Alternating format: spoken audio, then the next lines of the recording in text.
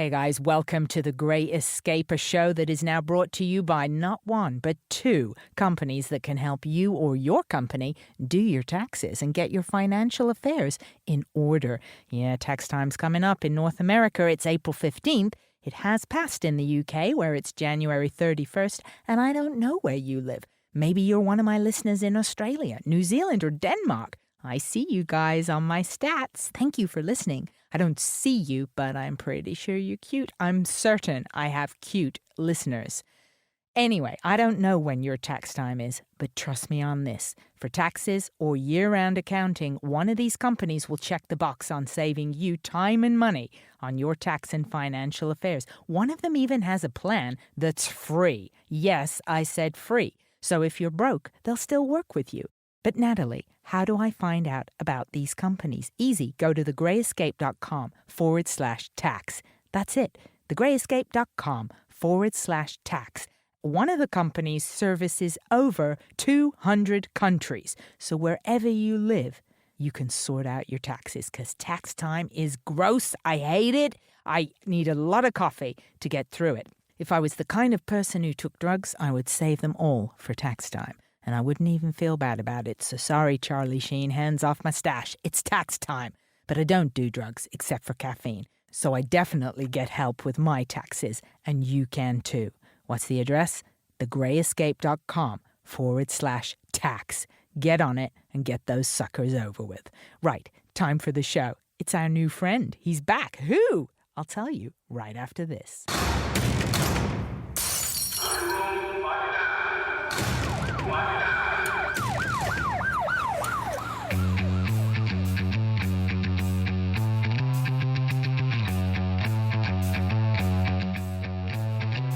James Swagger, our new buddy, yours and mine, with his lovely Irish accent and his insatiable appetite for big frickin' rocks. That's right, this is part 2 of my interview with James Swagger, YouTube star of Capricorn Radio and massively educated guy with, like, shed loads of degrees and masters. And I think of masters, I think of someone with a whip, but those are different masters. Okay, James Swagger, who last week gave us fascinating insights into ancient technology and lost civilizations and his passion for sacred stones, big mofos like Stonehenge and those kind of ones. Who put them there and why? James knows that stuff. He was there. Who says he wasn't? This show explores and breaks boundaries of what we think we know, and this episode is no different, with all new topics. That's right. That's how smart this guy is with his master and his whip. So we're going to dive right in to where we left off last week with Chinese astrology. Right. Where's my drugs? Kidding. Here's James Swagger.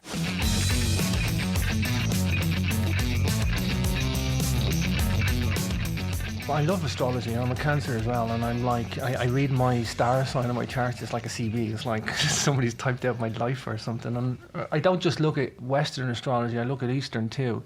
I could do you a whole hour and I'll try and short synopsis it. But I mean, the Chinese, what they did was they mapped the sun with rice paper, and they projected images of it because they couldn't look at it with the naked eye, so they projected on the rice paper, and then they noticed brown and black spots appearing on it, and they took these diagrams and they just mapped them, and the Chinese kept lots of records. That's what they did really well. And this is where the year of the dragon, the year of the sheep, the year of the goat, and all these the Chinese astrology, because it's different. They focus on the year you're born. They don't care about the month. Whereas in Western astrology, they focus on the month you're born, and not the year. I personally like to put the two together because you get a super philosophy then. It's year of the monkey now. Just so you know, I know something. I actually call it year of the rascal, by the way, but because monkeys are rascals. But I'm trying to show you I know one thing about what you're talking about, although we do agree on there's a sun and it gives off heat. I mean, I can probably tell people what they are in terms of Chinese sign, because that's the more extrovert sign, whereas the other one, like, for example, Gemini are great communicators. They love podcasting and radio. A lot of Geminis are flock to radio and media for that. Cancers, they're, you know, you can list some stereotypes as well, but what makes every Cancer different or every Gemini different is the year you're born. So if you look at it, the Chinese astrology and the Western astrology, and you look at the difference between them, they actually both eventually explain all aspects with a lot of jargon. But if you just look at the month you're born in terms of the stereotypes and characteristics, and the year you're born for the stereotypes and characteristics, you'll get it. I'm a fire dragon, by the way. I'm born year of the dragon, 76. So it's like, and Nikola Tesla was a Cancer fire dragon as well, which we'll tell you in a minute. And if you read about Tesla's life story, you will see the dragon in it. That's why he slept 3 hours a day, and he worked like in crazy intense energy. And when you meet a dragon, they have ceaseless energy. It's like people can't understand their energy because it's like they're born in a sunspot cycle. And I'm going to come back to the Chinese. I want to hear about the rice paper and the black dots. The mystery of these the black dots. Okay. Well, you can find asteroids and comets in the Chinese record. So, I mean, that's what they did. They're the only civilization to be in complete existence since the time we kept records, 3000 BC. And everything's in that record. So these, they started to notice these brown and black spots, and they started mapping them out. And then they realized what they call the year of the dragon, there's a massive amount of brown and black spots appearing, and that's what we know as a sunspot, or solar storms, or sunspot cycles. And the sunspot cycles are a bit more complex. There's a massive one every 11.49 years, so they're roughly 12 years. Now you adjust it accordingly. And then there's another one every 180 years. And then there's another one every 1,000 years as well. And it may actually be linked with precession as well, but I'm not entirely sure. So solar science is only really getting sophisticated in the last 50 years. But what we do know is that it can have the power to wipe out our electrical grid.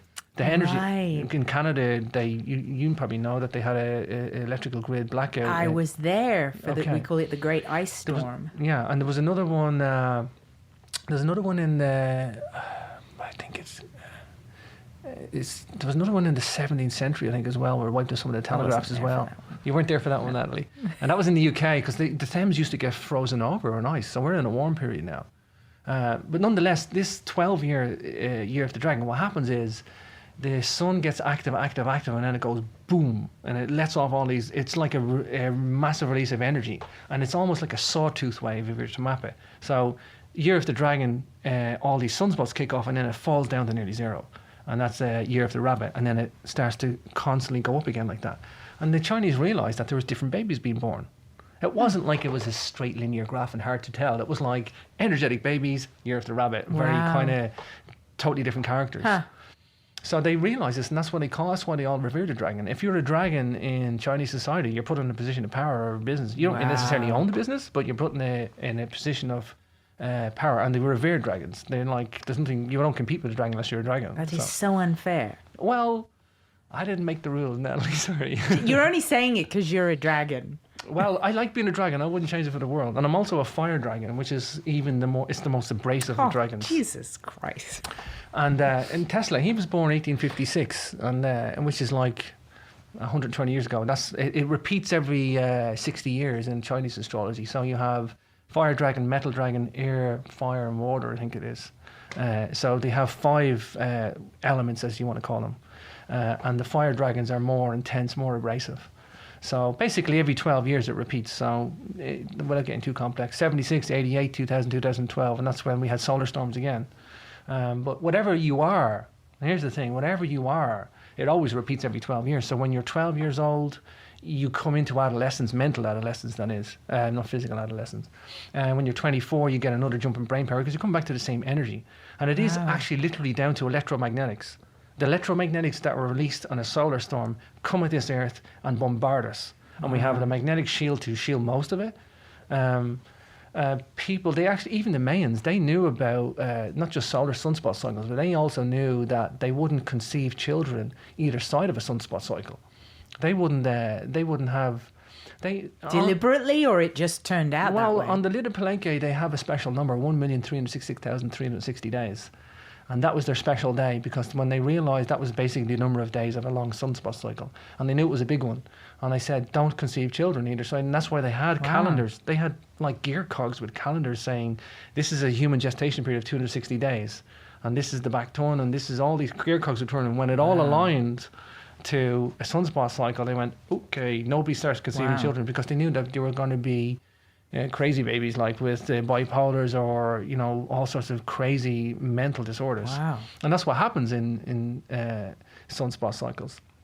But I just do know that if you were to, when I meet dragons, like they laugh because we know each other. It's like meeting our spiritual cousins. Like you're just like looking at an image of yourself with this intense energy.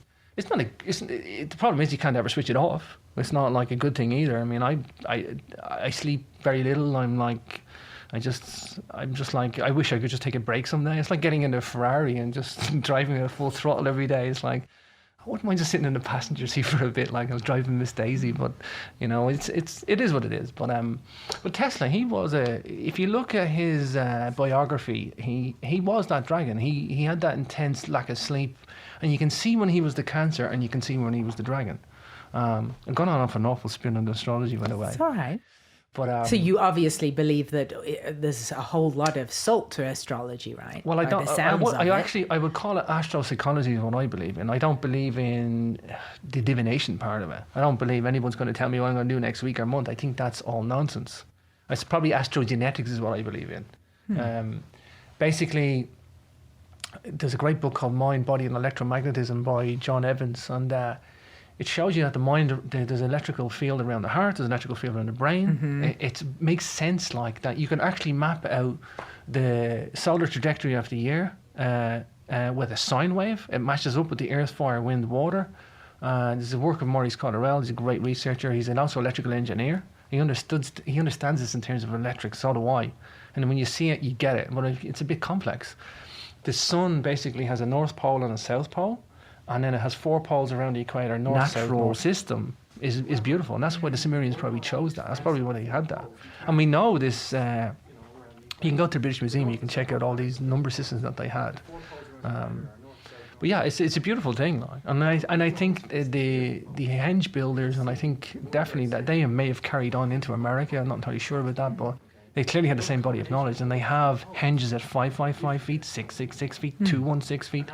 They even have henges at 212 feet, which is equal to 666 divided by pi. So no, that was it. I just kind of, even within, you can see they were just playing with numbers and geometry and measurements. I was at Stonehenge just a couple of weeks ago, and this just popped into my mind because we were talking about the number 6. And you know how you get the camera anomalies where little orbs show up, which I mean everybody says pretty much. I've had that. Anomalies. So. Yeah. But when I was at Stonehenge, they were all hexagons. Wow. And I haven't seen that before. They were all really beautiful hexagons showed up. Yeah. There's a singer called Maya, Maya, and she has something on YouTube called Maya with Orbs. If you just put into YouTube Maya with Orbs, she's a singer that goes around. She's been around Europe, and she was people were taking pictures, and there was orbs everywhere, basically. Wow. And then the same orbs were following her in different countries around Europe, and she documented it. Wow. So if you watch that Maya with Orbs, that'll give you. Now I've been to Bosnia, and I've had orbs appear, and could they be dust on the lens? I don't think. I've had orbs appear with me with a shaman in Peru and stuff, and it was like the room was just full with orbs, and I've never had that on that camera before. So I've had that. I don't know what to make of it, but I just think that documentary with Maya with Orbs is very interesting. It actually shows you the internal structure of the orbs. There's like a little notch missing out of it, and it's the same orb that's following. I'll check it out. I'll send you a picture of and I'll post it on my website, of the hexagon orbs. Wow. Because they're almost snowflakey looking. And it wasn't raining. Wow. So I just thought, that's really interesting at Stonehenge. Wow. So back to the numbers, though. I know Nikola Tesla's got this famous quote where he says, you only need look at 3, 6, and 9 to have the key to the universe, or to understand the key to the universe. What is this? What you think he meant? Probably sexadecimal, yeah. I mean, Tesla was a genius. He just thought outside the box. And I think he knew more than he let on. I wanted to know, and he held back a lot of information. He was known for that, because he didn't think mankind was ready for it. And that was the cancer thing kicking in. That was his. I mean, he also had a weird eugenics thing going on as well, which is a darker side of him. But is that where you want to try and make less population? Yeah. So, but he also had a humanitarian streak in him as well. So he seemed to be very shrewd and know how to play. I mean, he had a death ray, and they all wanted it. The British wanted it, the Russians wanted it, the Americans wanted it. So he gave them all a piece of it and said, "Now you just have to all talk together. You all have to talk together to get each other's components."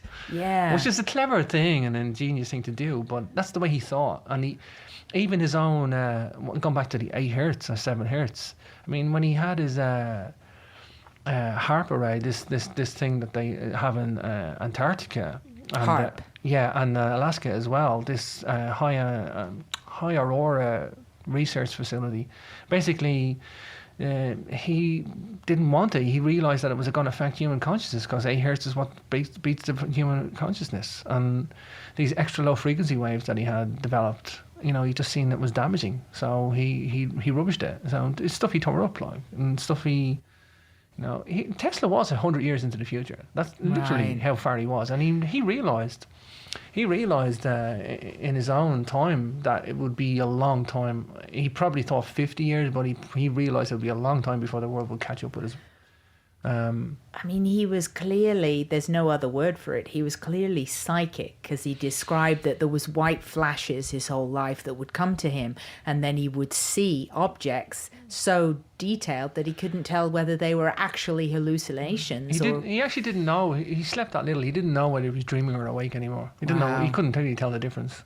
And he even turned vegetarian later in his life, on eating bread, milk, and honey or something like that as well. He was very eccentric, and I know somebody else eccentric like him. But nothing wrong with changed his being diets vegetarian. and stuff like that, and got weird things with numbers as well.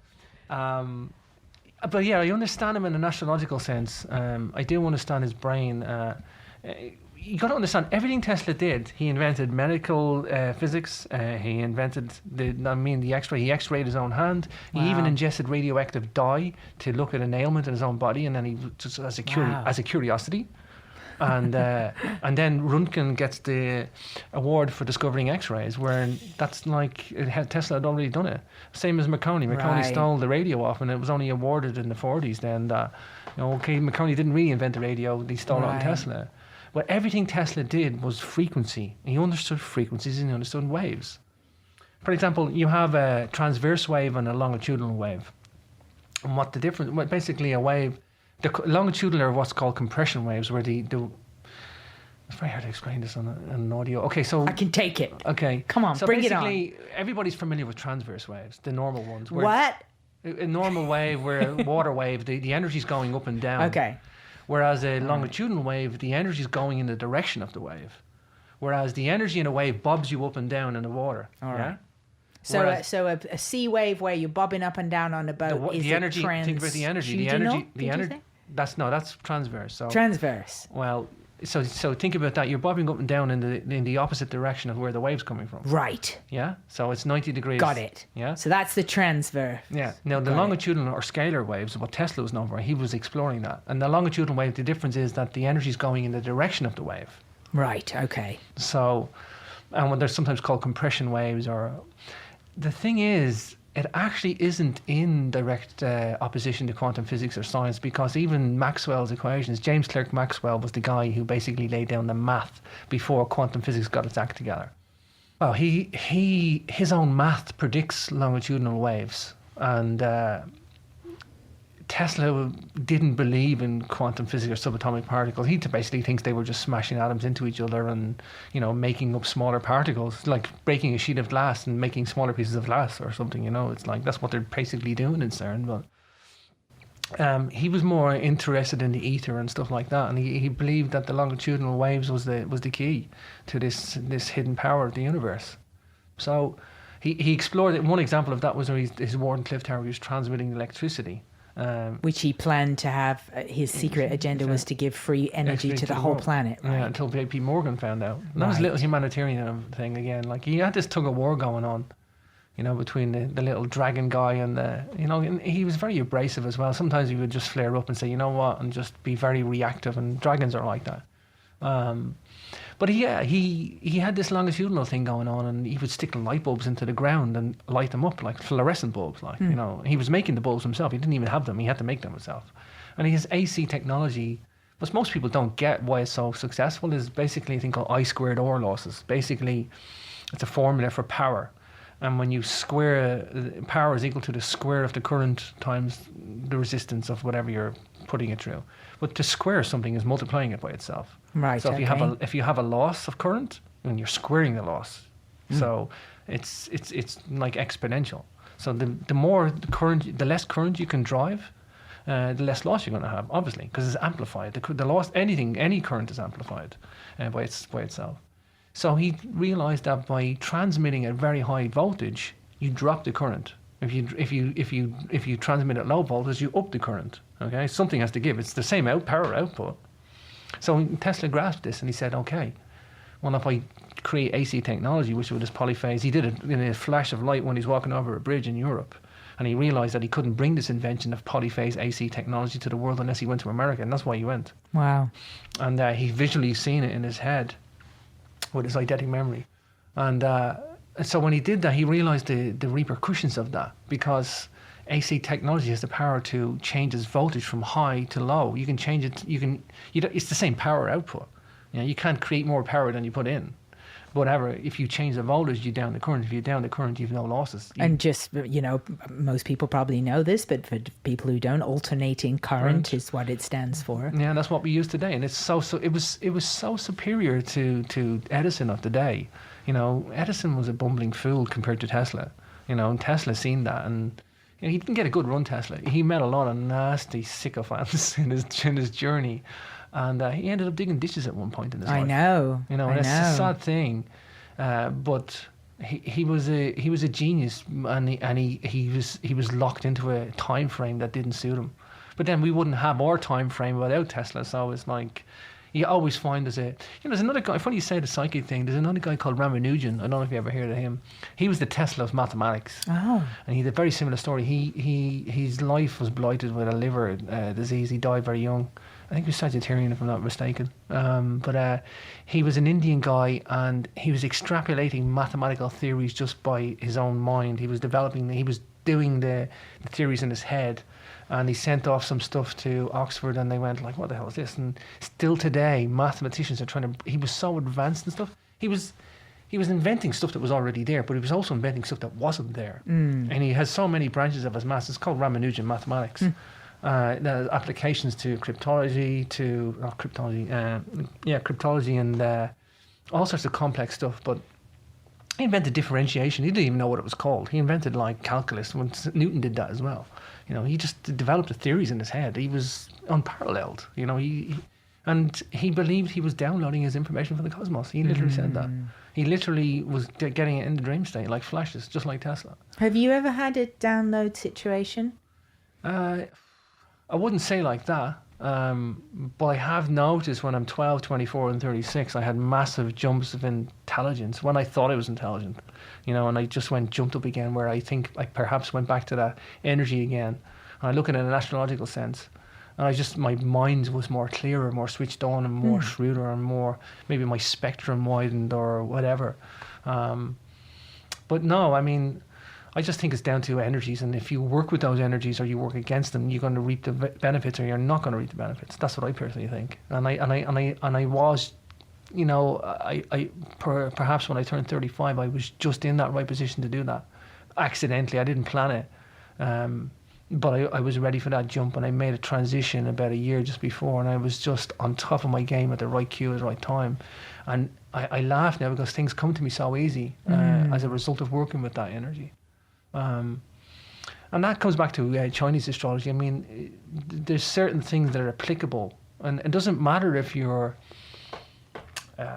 a dragon or a pig or you're whatever, a dog or whatever Chinese zodiac sign you are. You should work with the energy of that year. So, for example, the year of the snake is a good time for business, as is the rat. They're good years for business. So if you need to do any business acumen, that's the time to do it.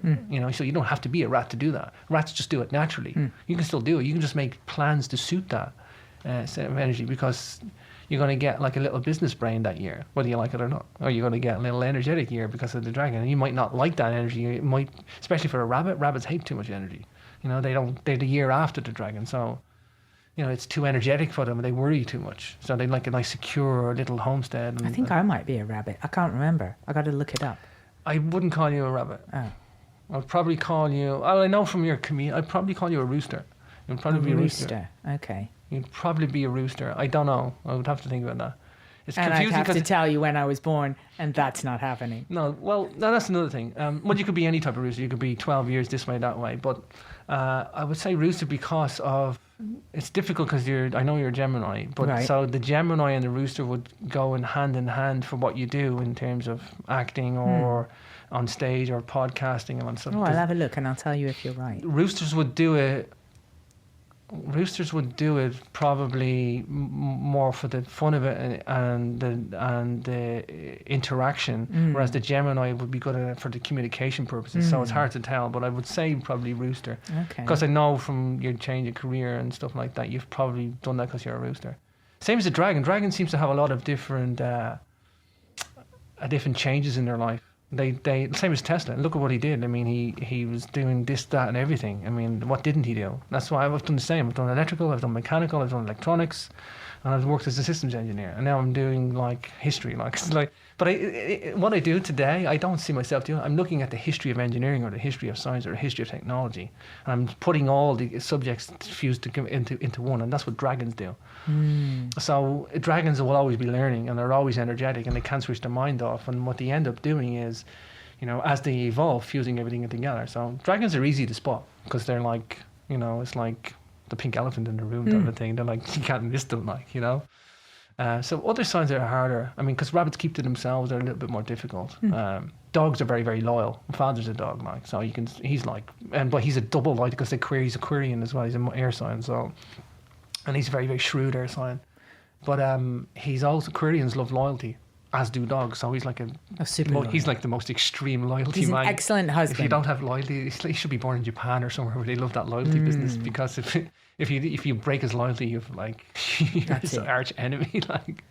So it's funny. Sometimes the Eastern sign and the Western sign goes hand in hand, and sometimes they're in total opposition to each other. And a Cancer dragon are sometimes in total opposition to each other. It's like there's a tug of war going on. Yeah, that would be hard. But I'd say you're a rooster. I could be wrong with that. Well, I'm going to check into Let me know, it. though. I'm going to let you know. I'm intrigued. And oh boy, if you're wrong, You're going to. it's going on the show. And so with the scalar energy we're talking about, I mean, do you feel you thoroughly understand scalar energy? So let me just recap. If I was listening correctly, he worked with the transverse energies, which is what's going up through the wave. Longitudinal.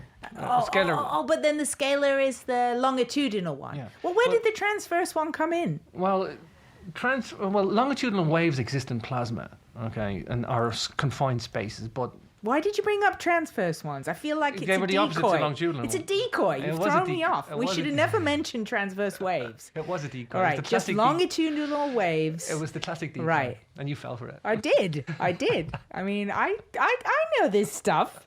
So, longitudinal waves. Sometimes you can have a mix of longitudinal and transverse anyway. So I just wanted to explain what they were. So when people say scalar waves, it's got this fancy label, and people call it scalar energy or 0 point energy. Yeah, it's pretty fancy. Just means longitudinal waves, and it's the opposite to transverse, basically. But yeah, I mean, I had there's those free energy kits you can buy, and where you harness the 0 point energy in the atmosphere that's coming in. The problem is you would need so much copper to build a grid or an antenna to suck this vacuum energy out of the atmosphere, that the energy you're going to get out of it would probably power, I don't know, an LED lamp, and it would cost you like hundreds of pounds of copper, So the same as way is like, even if we had this Tesla free energy today, we transmit it, to replace the infrastructure with the new infrastructure would cost so much more money. It would be years before we'd get it back now. Well, how was he going to do it with what looked... I mean, I've seen a million documentaries. It looked like a bony wooden lighthouse with a dome on. Well, actually, what it was it was working on the ionic energy. He's built it in a special place, by the way, and it was working on the ionic energy of the water table that was in that location. So... And he was amplifying the Earth's ionic energy through that tower in that grid array. It was very complex. I'd need to see the plans of it because nobody really knows. If you knew the secret that you'd have like you'd be doing it now. You would probably be dead by the oil magnates. They'd have you assassinated. Right. If you knew that. I mean, I always say to people, if you ever discover free energy, dump it on the internet and walk away. Right. Don't tell That's people. negative, I know, but yeah, extremely negative.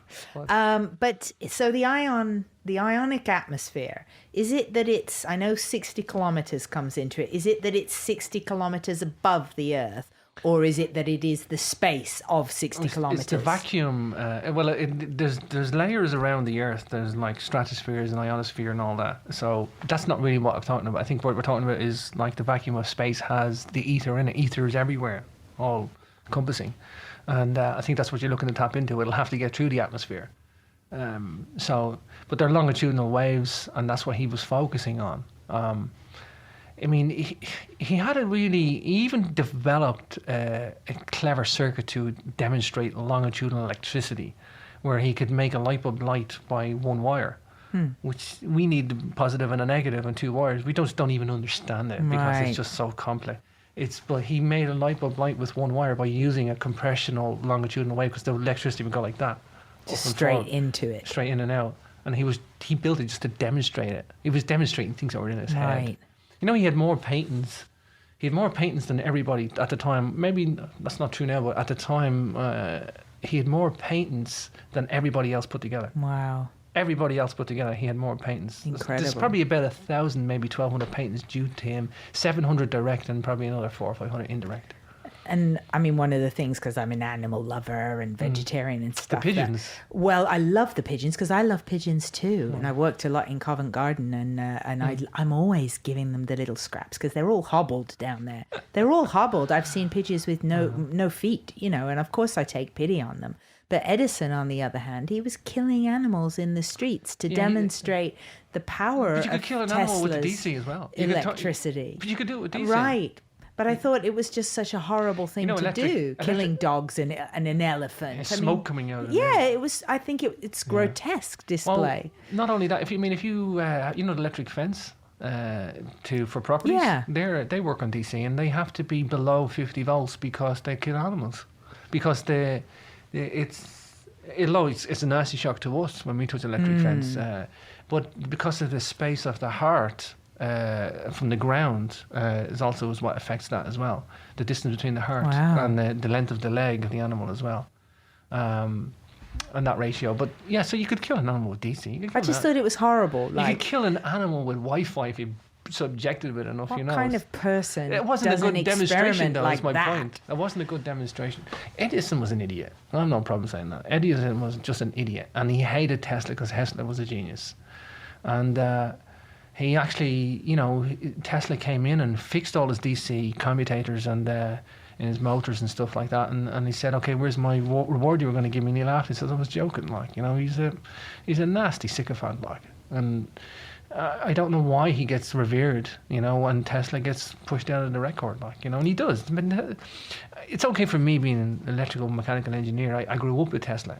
We do that any electrical and mechanical engineer will know about Tesla because they see him for his genius. Right. But a physicist will go, oh, he's just a unit of magnetism. He was given the Tesla and whatever. He was just somebody over there that didn't need to be known about. So there's a lot of respect for the electromechanical engineers. A lot of people building their own Tesla coils and stuff. But he didn't get revered for what it was. And now there's this popular resurgence of talking Tesla and Tesla talk times, and that's great. I mean, that's what Tesla envisaged, that he would eventually come to that era in the future. And we're kind of there now, and a lot of people are trying to research Tesla. But it's like pop culture to us now. It's not a bad thing, but it's people still need to revere him for what he was, and he was one of the greatest minds that ever walked this planet.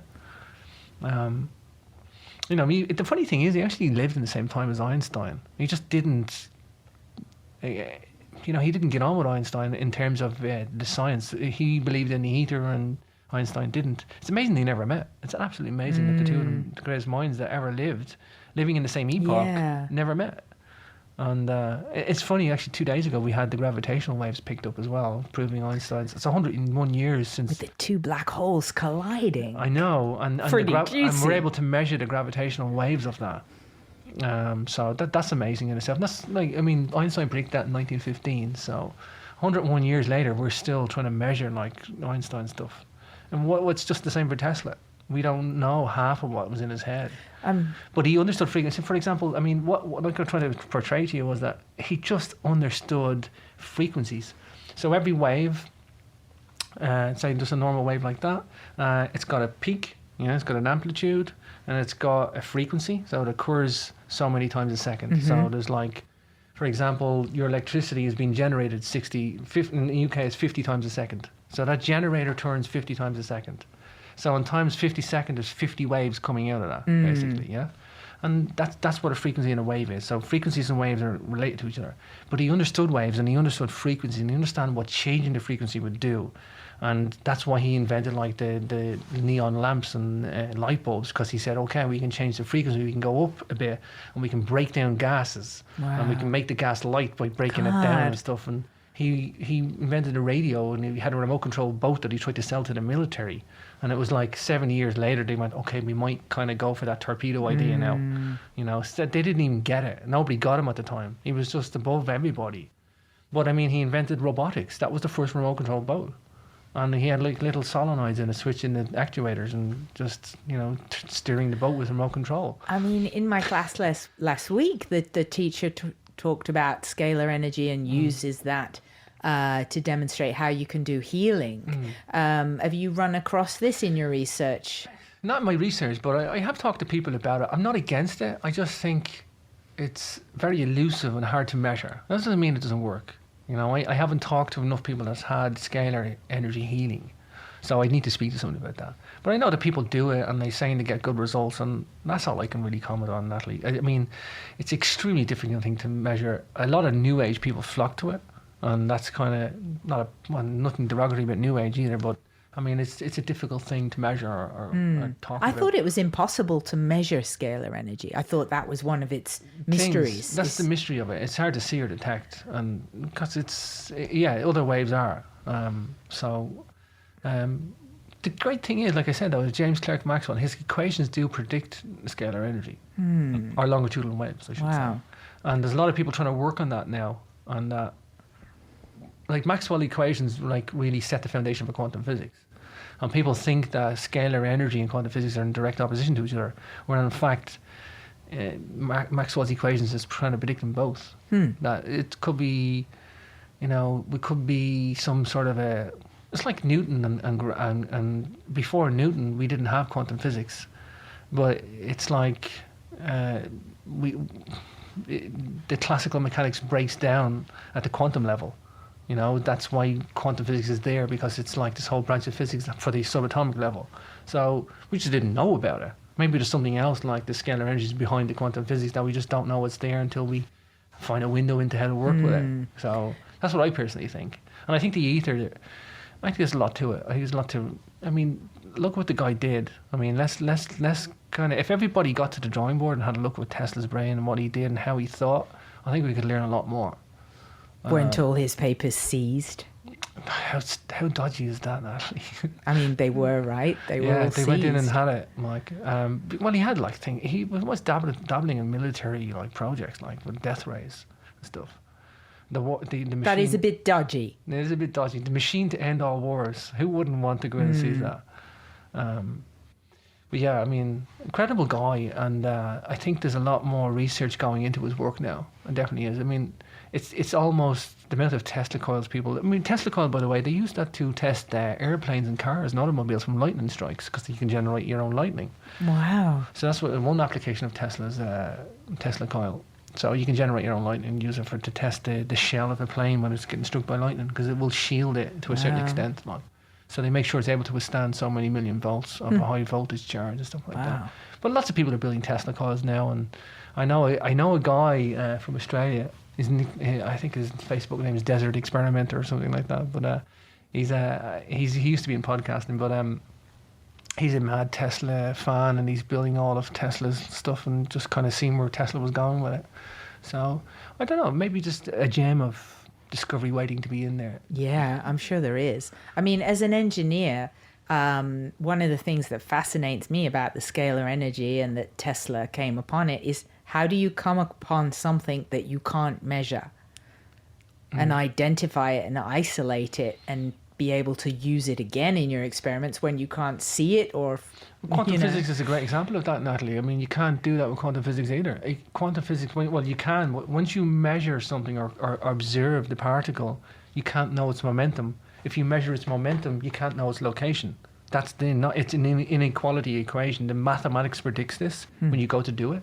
It doesn't make sense in a normal, sane world in terms of realism, because we just don't understand it. It's like, how can you just observe a particle and not know something about it? And then if you know its momentum, you know its speed times velocity. That's what momentum is. If you measure that, you can't know its location. It's like weird. Isn't this what they've done in the Large Hadron Collider though now? Haven't they kind of sussed that out? No, CERN? I got an issue with that as well. They measure this God particle. They measure something that they think is congruent with the God particle. And it's like, well, the idea of it. And it's like, that's a lot of gobbledygook for saying you're not really sure. And some guy gets a knighthood for it. It's like, they haven't found the God particle. They think they found something that looks like the God particle.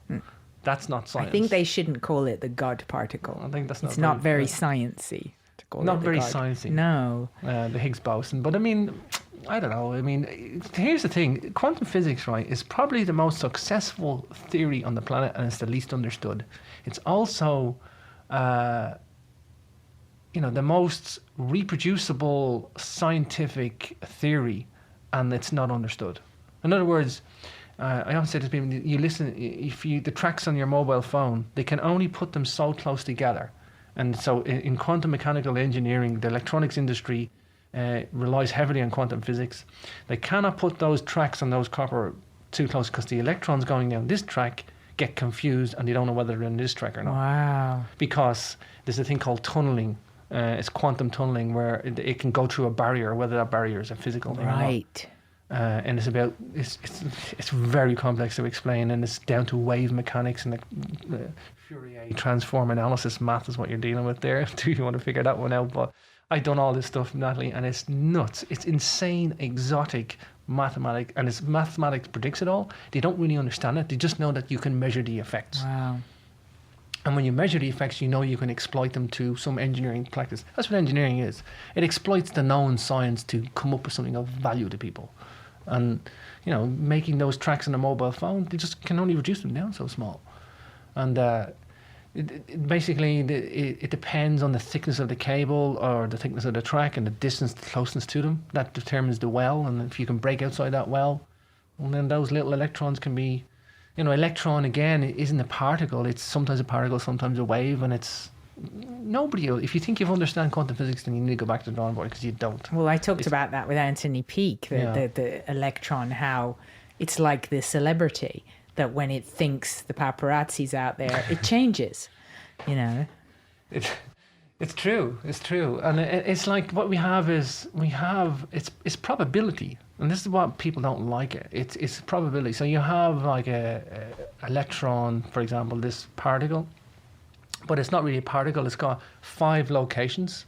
So it's got a probability amplitude. So it's most likely going to be in the center here, but it could be here and it could be there. But there's 5 locations, statistically the best location for it inside that volume. We know it's kind of there, but we don't know which location it's going to be at. Okay, so think of it as a wave. Okay, and when you observe it, it becomes a particle. So it's a wave at the moment with 5 peaks. Right. And it can be at any one of those peaks.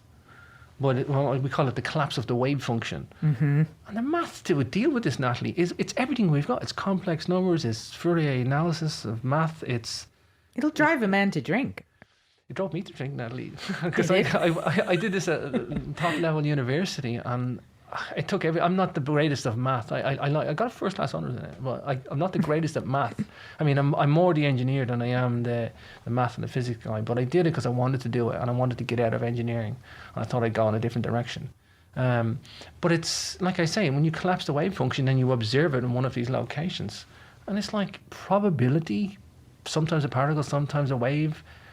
People don't even know what it means. They honestly don't. And you have all these interpretations of what it means. That's where you have the Copenhagen interpretation, and you have the many worlds interpretation. People think that these particles are actually in multitudes of universes, and that's why we're efficiently in 5 locations at once or something like that. So it's only when you're observing it in this universe that it could be in another universe. So they're dematerializing and materializing.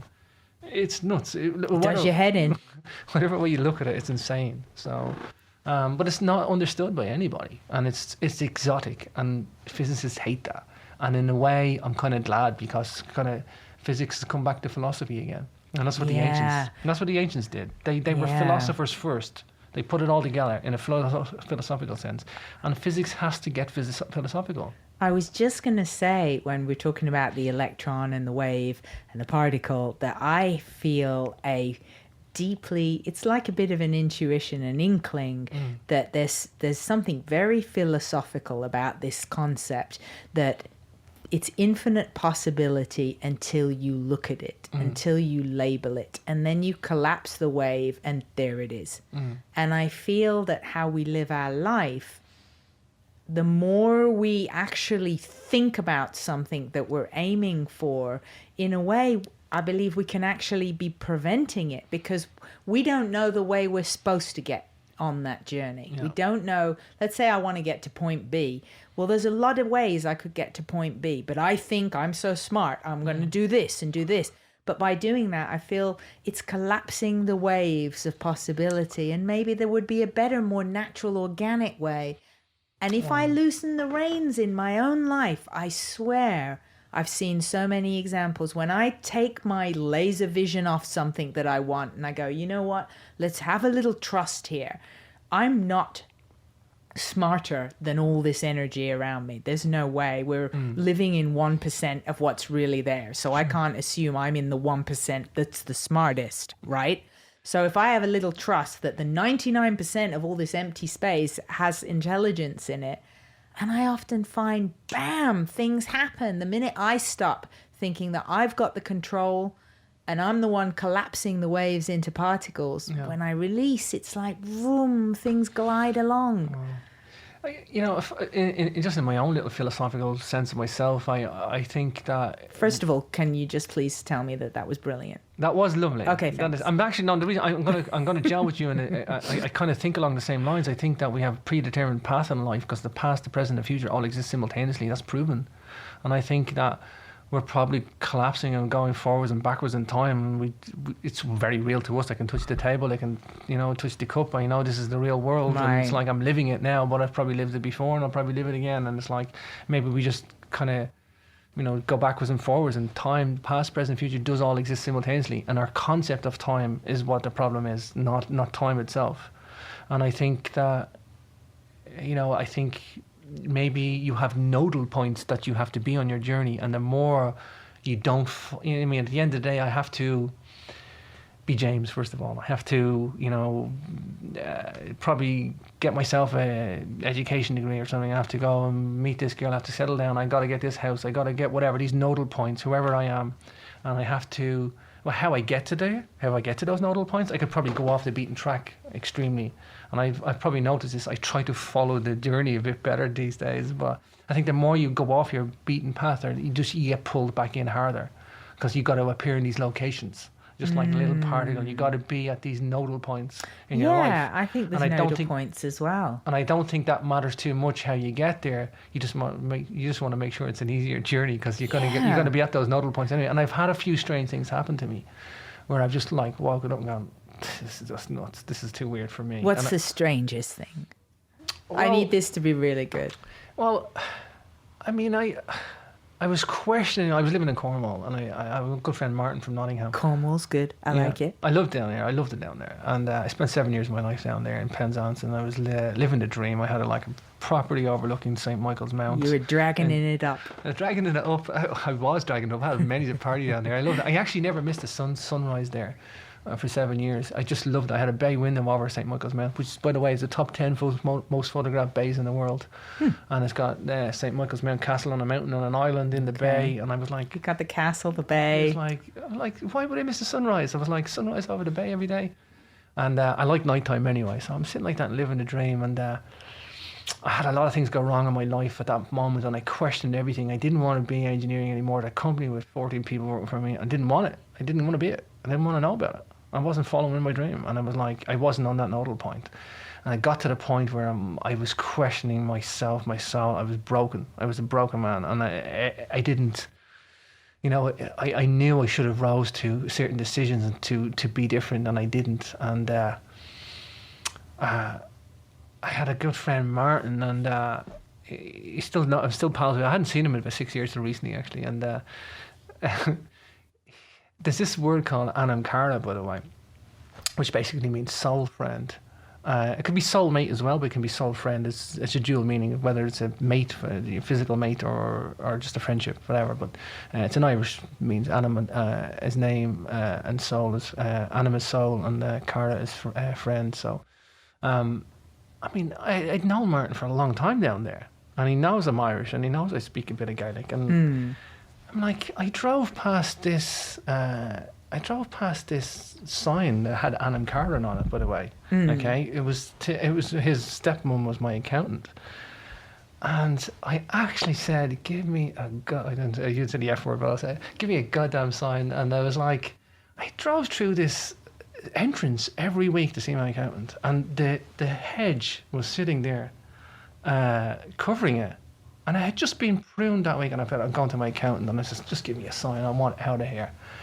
And I drove past, and I stopped at the entrance, and I see Anam Cara, and it's an affectionate term. I talk to people, whether they're friends or soulmates or whatever. And it's a great book by John O'Donoghue, by the way, who developed this ancient Celtic notion of Anam Cara. And so it means something to me. Yes. It's a deep meaning to me.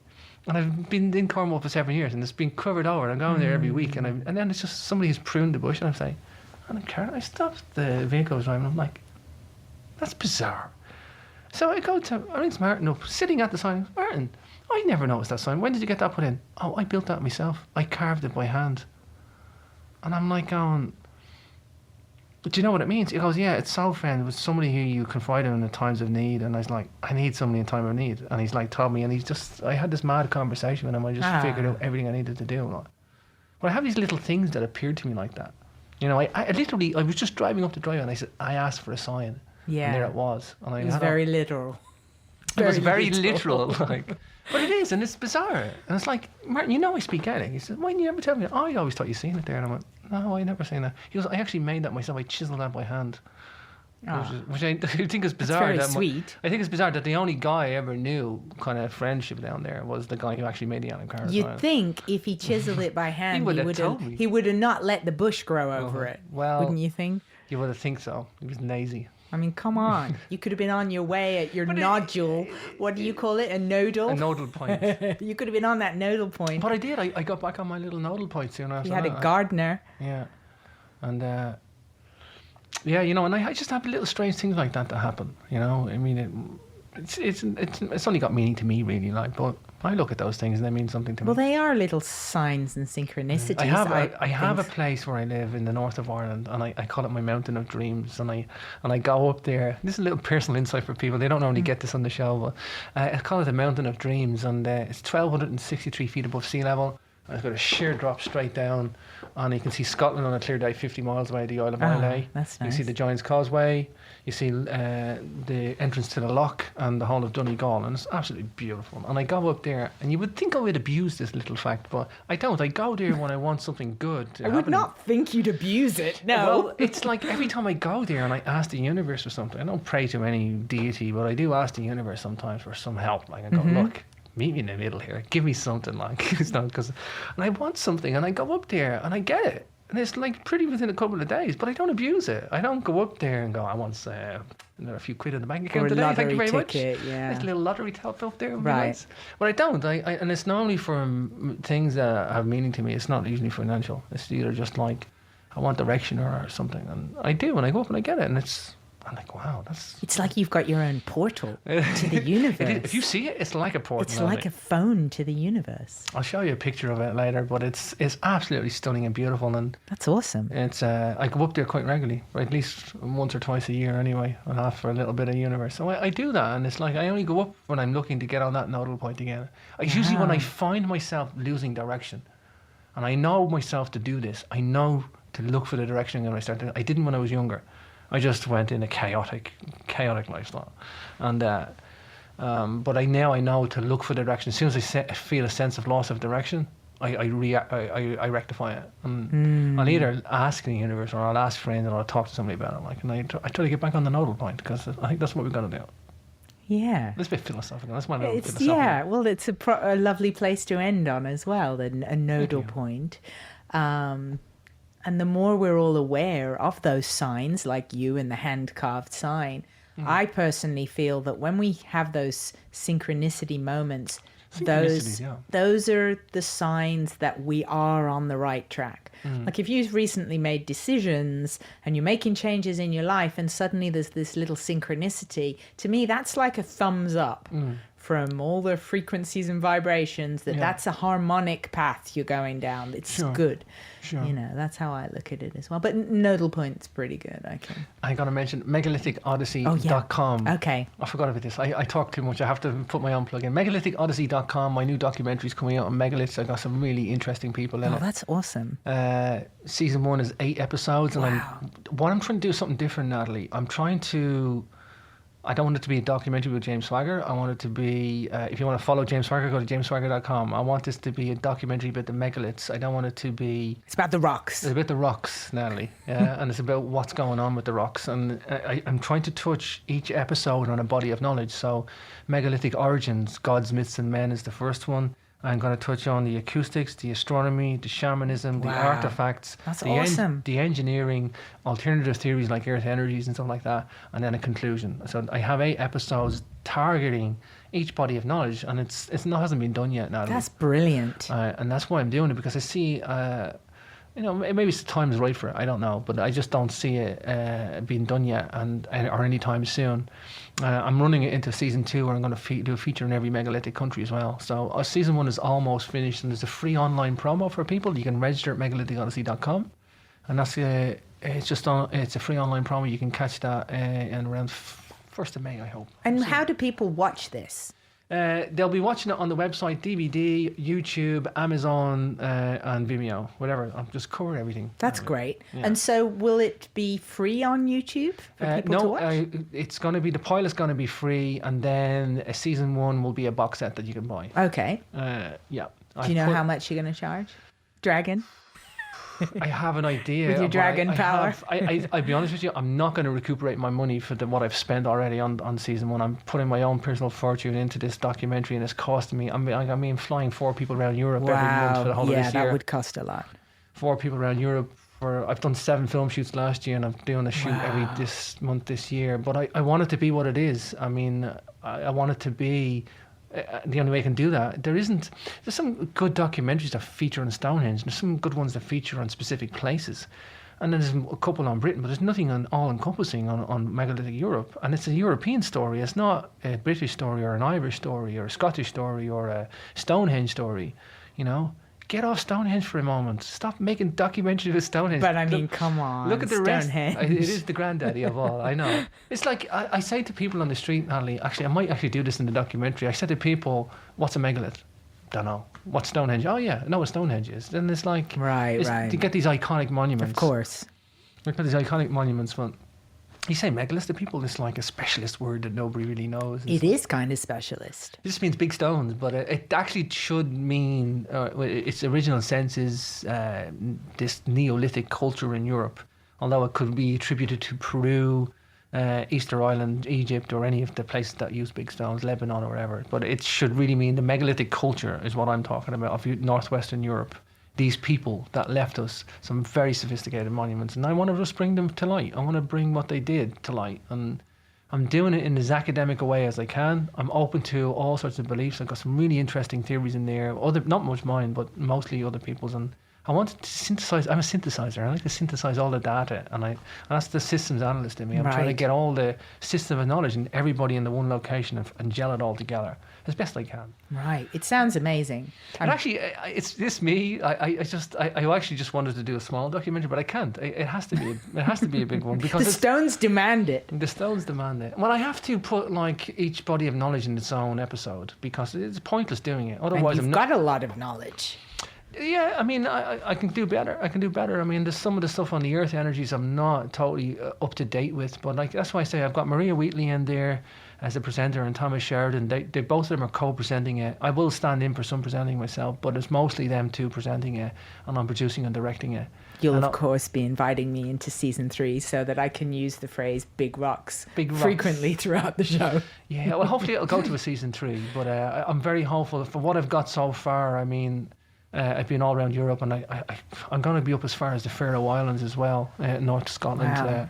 That's going to be in August with Laird Scranton, who's a phenomenal researcher as well. So I'm going to fly Laird over from New York to Belfast. We're going to go up to the Orkneys, to be at Glasgow and Edinburgh, and then off to the Faroe Islands as well. So that'll probably be the last film shoot before season 1 is out. But I'm very hopeful for it. I actually never envisaged it to be this long and this much, but you start something and it kind of develops itself. Snowballs. Snowballs that's right. itself, exactly. Yeah. And I think it's needed anyway. I think it's needed, so. You're filling the vacuum where there was no knowledge of these megaliths. Sure. And CapricornRadio.com, you can check out my podcast there, Capricorn members. All my sites are linked up on the one Excellent. Well, I'll be sure I always put all the links on the greyescape.com. So I will be promoting you heartily. Wow. What an awesome discussion. It was super fun to meet you here in London. I talk a little bit too much now. No, you don't. You just sharing your knowledge and you're being interviewed. And that's what a good interviewee does. You just go off on It's like a jack in the box. You let the It's knowledge awesome. out. I mean, just comes out. I feel bad saying anything, but, you know, you're great and you're so knowledgeable. I feel we could extract a documentary out of just talking to you on so many different topics, you know. I love knowledge. That's what I do. It's brilliant. Well, thank you very much, James, for being on the show on your busy, crazy schedule. Yeah, so I love London now. London's cool. So it was a pleasure to be here, Natalie. Thank you. Thank you. We've gone very formal now. I feel like we should shake hands. And Thank you very much. There you go. We've met at a nodal point. Is time for tea now? This is our nodal point. I'm ready for a cup of tea now. Right. I'm pausing. Okay. I'm stopping. Bye, everyone.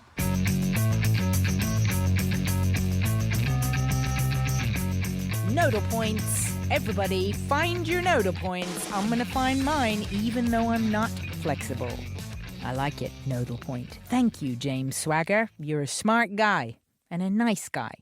The rocks are lucky to have a guy like you, appreciating them and spreading the word on their rockness. If you haven't heard the last episode with James talking about tons of cool stuff, definitely check it out. Super cool, ancient alien type stuff right up my alley, right next to my nodal point. All right, that's enough for today. As always, get yourself over to thegreyescape.com for pictures of me and James. Bonus stuff like how you can find him and his shows. And don't forget, to get your finances sorted, go to thegreyescape.com/tax for not only a free trial, but possibly even a free service offered by one of those companies. How can you beat that? That's a wrap for me. I'm off to Google what year I am in Chinese astrology. And it better be Year of the Otter, because that's what I think I am. Okay, pretty sure that's it. Oh, and I'm off to Cambridge, where I'm taking a class in colour and how it affects us energetically. Not quite a master's, but, you know, I can just buy a whip. No, I won't. I'll buy a throw and sit with it with my dog watching Netflix. Thank you guys for listening. I'm Natalie Gray, and I'll catch you next time on The Grey Escape. Go find your nodal point.